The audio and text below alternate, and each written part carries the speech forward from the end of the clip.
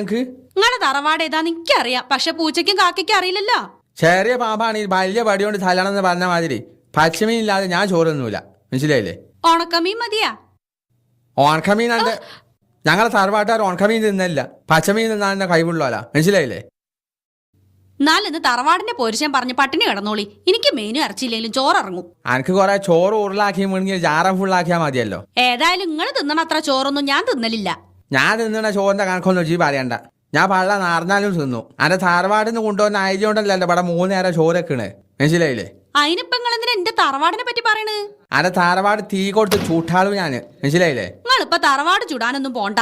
ഞാൻ എന്താ ചെയ്യേണ്ടെന്ന് പറഞ്ഞാ മതി. മീൻ വാങ്ങിക്കൊണ്ടുവരാൻ ഞാൻ പോണോ? ആര് വാങ്ങിക്കൊണ്ടുവന്നാലും വേണ്ടില്ല, എനിക്ക് ഉച്ചാകുമ്പോ ചോറ് ഈ പച്ചമീൻ കിട്ടണം, മനസ്സിലായില്ലേ? അല്ല, എനിക്ക് അറിയാത്തോണ്ട് ചോദിക്കാണ്. ഞാൻ ബാംഗ്ലൂരിലേക്ക് തിരിച്ചു പോകണോ? പോണെങ്കിൽ ഇപ്പൊ തന്നെ പോകാം. അടുത്ത മാസം ഫൈനൽ